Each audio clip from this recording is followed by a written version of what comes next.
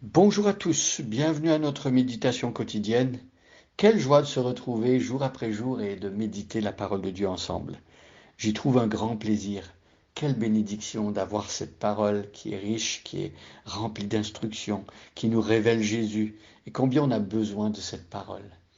Je prie aujourd'hui, avant même de lire le texte qu'on va méditer ensemble, je prie que Dieu nous parle aujourd'hui, que Dieu nous touche aujourd'hui par son Saint-Esprit et qu'il nous transforme par sa parole. Alors nous sommes dans la lettre de Timothée, la deuxième lettre de Timothée.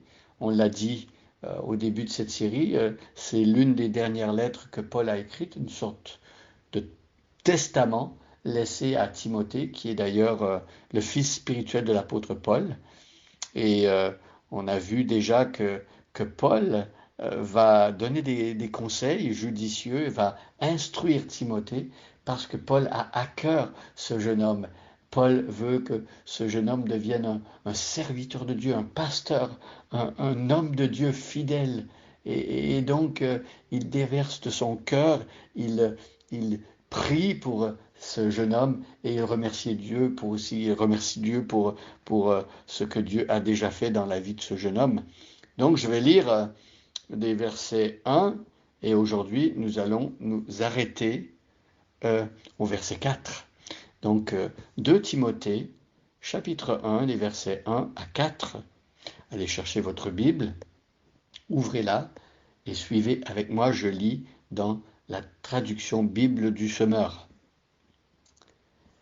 Paul, apôtre de Jésus-Christ, par la volonté de Dieu, chargé d'annoncer la vie promise par Dieu et accessible dans l'union avec Jésus-Christ, salue Timothée, son cher enfant. Que Dieu le Père et Jésus-Christ notre Seigneur t'accordent grâce, compassion et paix. Alors, je suis reconnaissant envers Dieu que je sers avec une conscience pure, à l'exemple de mes ancêtres, lorsque continuellement, jour et nuit, nuit et jour, je fais mention de toi dans mes prières. Je me rappelle, verset 4, je me rappelle tes larmes, et j'éprouve un vif désir de te revoir afin d'être rempli de joie. Alors ici, l'apôtre Paul, il, il laisse transparaître ses sentiments personnels.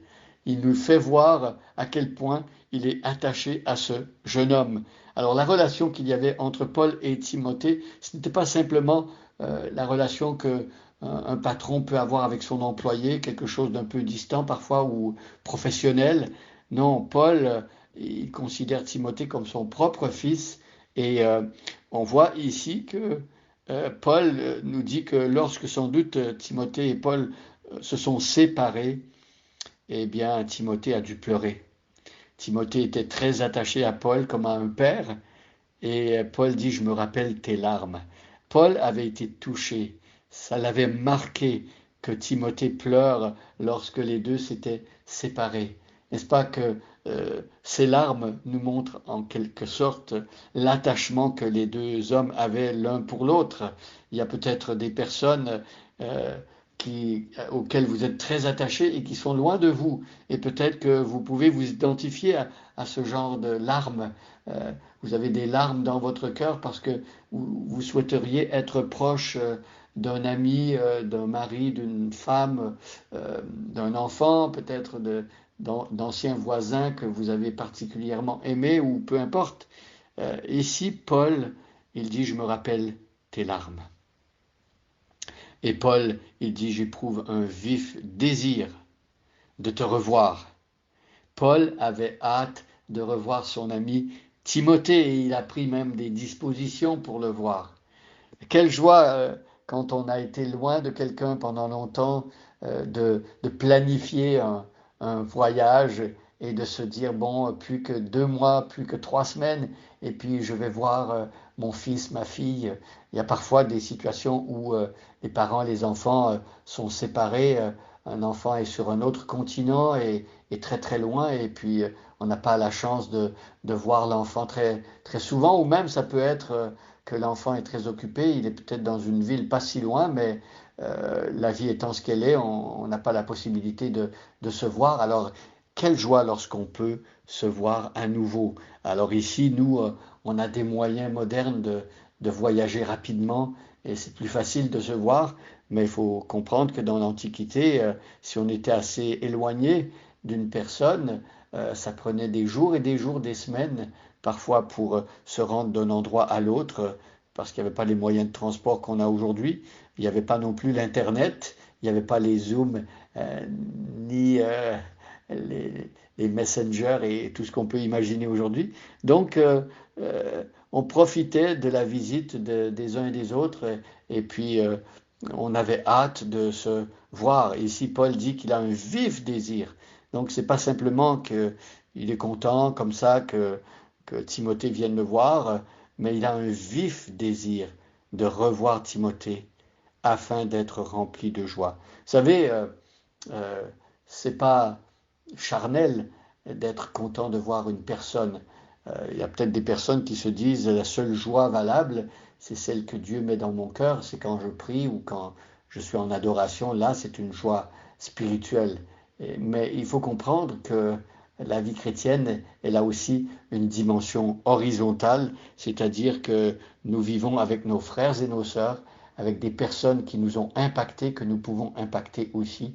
Et il y a des liens forts qui se créent. Et donc, on peut se faire plaisir les uns les autres, procurer une joie à son frère et à sa sœur quand on va lui rendre visite, quand on va le voir.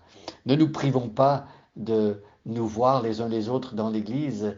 Et s'il y a un chrétien qui vous manque, que vous n'avez pas vu depuis longtemps, pourquoi ne pas prier, demander à Dieu qu'il vous donne la possibilité d'aller voir cette personne. Il y a peut-être aussi des personnes qui ont été pour vous comme l'apôtre Paul, dans une moindre mesure évidemment, mais des personnes qui ont été comme un papa spirituel pour vous, une maman spirituelle. Pourquoi ne pas essayer de reprendre contact avec cette personne?